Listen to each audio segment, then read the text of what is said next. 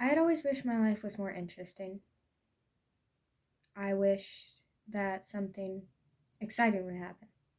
Something so big it would change my life forever. Be careful what you wish for, I guess. Blue Eyes by Lavender Payne.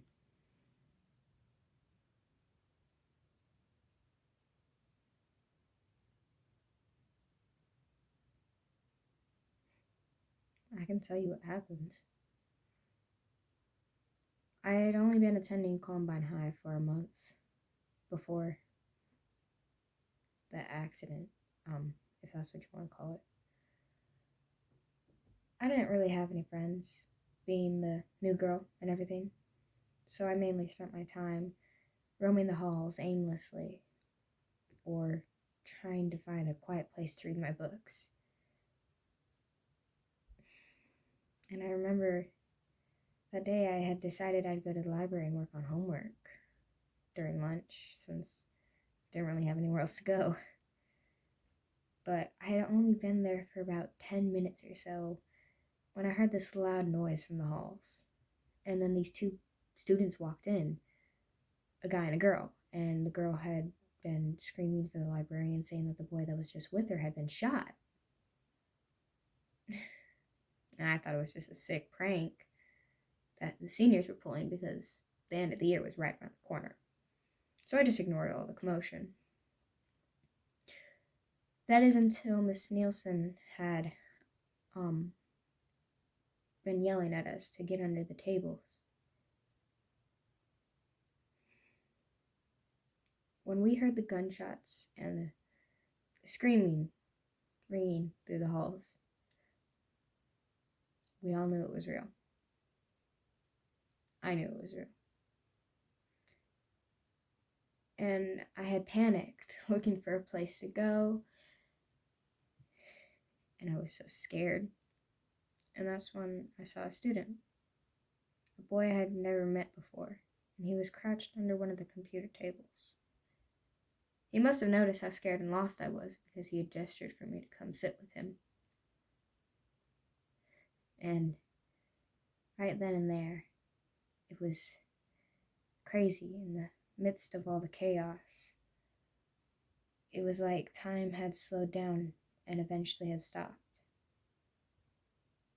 And in that moment, I got a chance to look at his eyes. They were this beautiful shade of blue, and they were deep like the ocean. They were full of life. And when the light hit them just right, they sparkled. They were beautiful.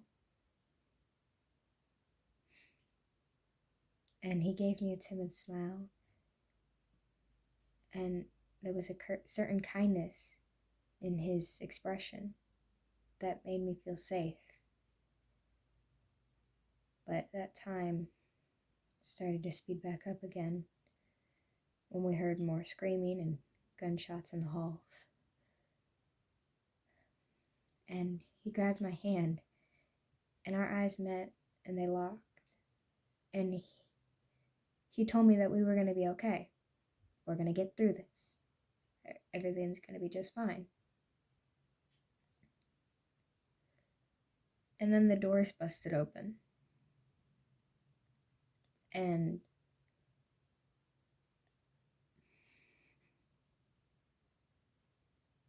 I can still remember the sound of the two gunmen's voices.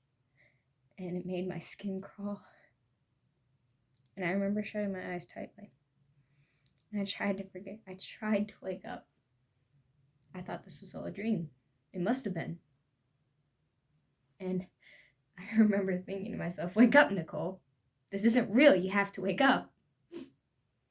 And no matter how hard I tried to wake up, I couldn't. And my thoughts were silenced by the sound of more gunshots.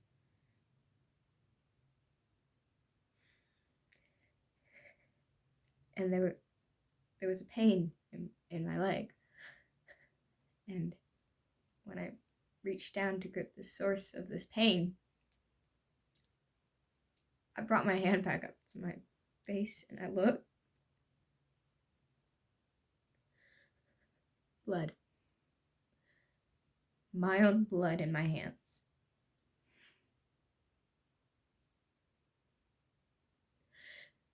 And I looked to my left and I realized the blue-eyed boy had let go of my hand and was instead gripping his stomach. He was shot and he was bleeding a lot. And he was pleading to the shooter, begging for his life. And I tried thinking of something to say, as if I would say something that would save his life. But I couldn't even form a single thought.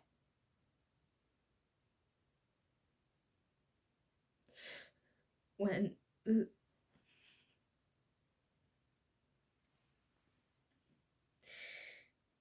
I remember screaming and begging when it happened.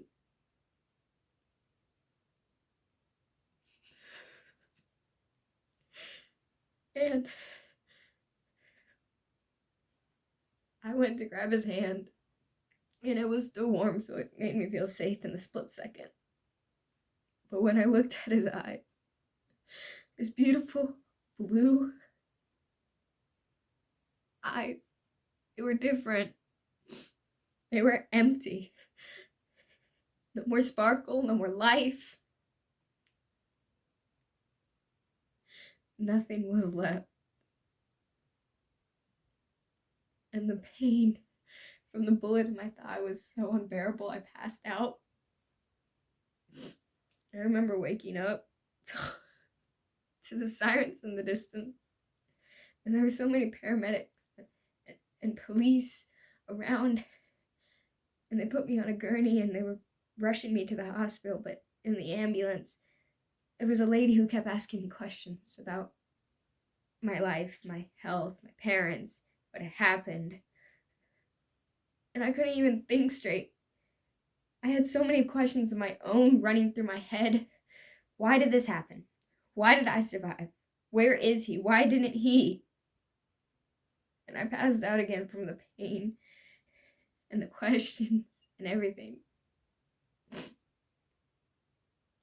And I woke up in the hospital, not remembering a single thing after the gunman walked in. And I asked my parents where the blue-eyed boy was. They didn't know, so they went to go get a doctor, thinking that they could help. They would know. I asked again, where's the blue-eyed boy who was with me under the table in the library?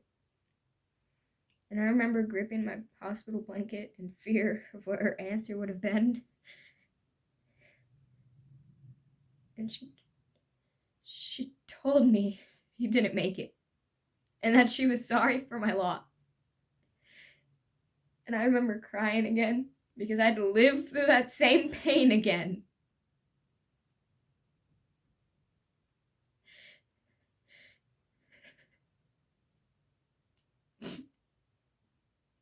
He was gone. And my brain started to fill with more questions. Why did this happen? Why did I survive? Why didn't he? He had a life. He had a future. He had friends and family and success waiting for him.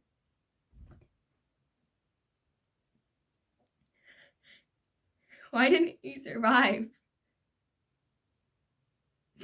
Life was just being cruel at this point. We take it for granted.